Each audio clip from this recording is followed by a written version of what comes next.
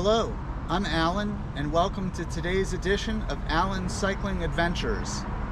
Today's ride's going to actually do double duty. For those of you who have been following my channel, you know that I have the Metric Century a Month Challenge. You also know that I'm training for an Imperial Century. Well, today the training plan calls for a 64-mile ride, which of course is more than a Metric Century. And so I'm going to count today's training ride as my Metric Century for the month of August. The ride itself is actually more like 67, 68 miles. That's just the way the route worked out. It is a brand new route that I have not ridden before, so I'm excited about that, and we'll see how that turns out. If you enjoy this video, be sure to give it a thumbs up. Click the subscribe button to subscribe to my channel. And if you have any questions, comments, suggestions, or ideas for future editions of Alan's Cycling Adventures, be sure to leave them in the comments below. Well, without further ado, let's ride. As I mentioned in the intro, today's ride did double duty. It counted as my training ride for training for the Century ride, as well as my Metric Century for the month of August. For those of you who follow my channel, you know that I am doing a Metric Century every month. I have done so since January, and fortunately I found out about the Metric Century a Month Challenge in January and not in February, because if I know me, I would have waited until next January to start if I found out in February. I'm glad I did find out, because I feel like I'm a stronger rider as a result of taking on that challenge. And as I mentioned, it was a training ride for the Century ride I have coming up. That Century ride is the Twin Lights ride on September 17th, so about 4 weeks away. My training plan today called for a 64-mile ride. Next week, it calls for a 71-mile ride, and then it calls for two 75-mile rides leading up to the Century.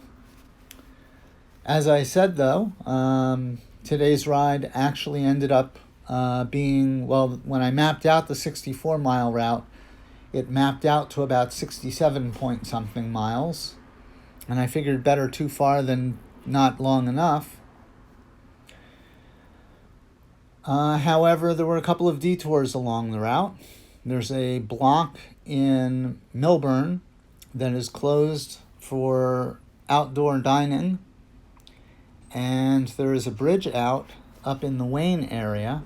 I actually knew about that bridge being out because that particular stretch of road was also on the 75-mile route that I mapped out, which I did in the 2 weeks leading up to the Gran Fondo Hincapi Lehigh Valley in June.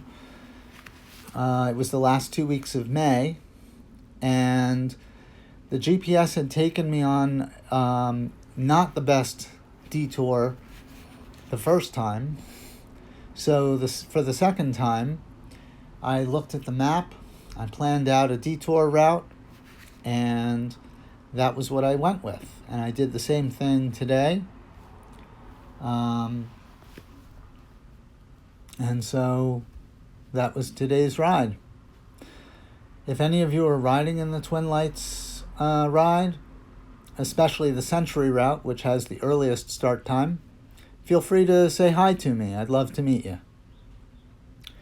In terms of the statistics for today's ride, it wasn't as hot as it felt like. It felt like it was much hotter because the sun was beating down on me, and every time I stopped, I could feel the sun beating down on my skin, feel the sweat pouring off of my head, and so it felt like it was much hotter.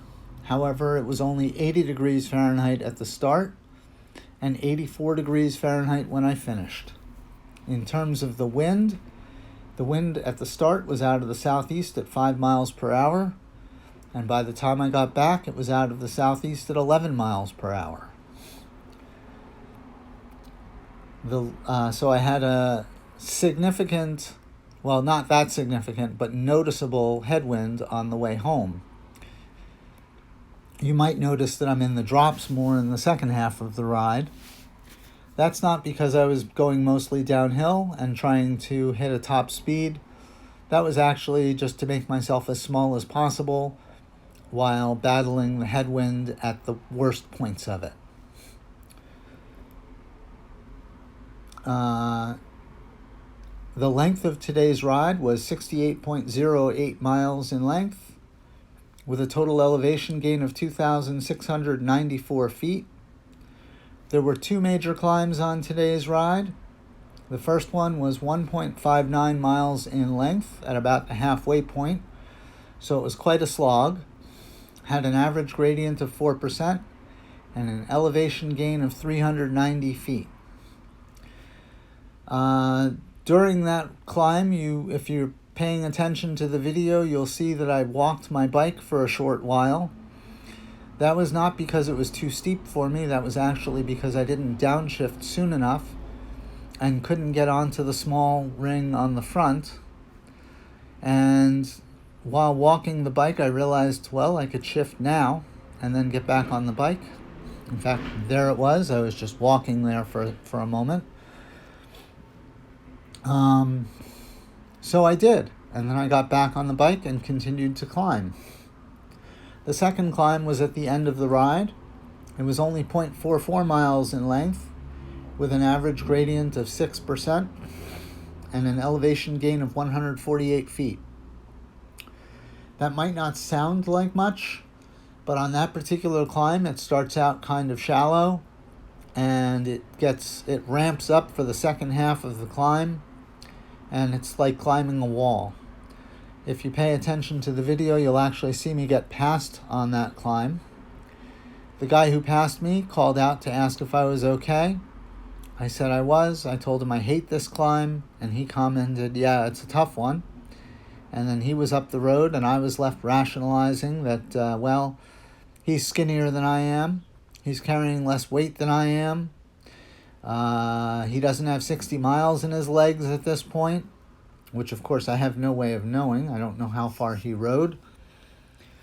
But that was my thought pattern going up that climb. My average speed for today's ride was 16.2 miles per hour. So right in that range I was shooting for of 15 to 17 miles per hour. My maximum speed was 36.2 miles per hour. I had an average heart rate of 131 beats per minute and a maximum heart rate of 153 beats per minute. I burned 2,165 calories on today's ride and had an average power output of 121 watts. Both of those estimates are provided by Strava. Maybe one of these days I'll buy a set of power meter pedals and see how accurate that average power output really is. But for now, I'm going with it. In terms of where I rode on today's ride, I started out in Garwood, rode through Westfield, Springfield, Milburn, rode through the South Mountain Reservation to West Orange, Verona, Cedar Grove, Willowbrook, North Caldwell, Mountain View, Wayne, Lincoln Park, Pequannock, Pompton Plains, Riverdale, Pompton Lakes, Haskell, Bloomingdale, Butler, Faison Lakes, Taylortown, Montville, Pinebrook, East Hanover, Livingston, Short Hills, Summit, then through the Watchung Reservation, into Mountainside, Westfield, and back to Garwood.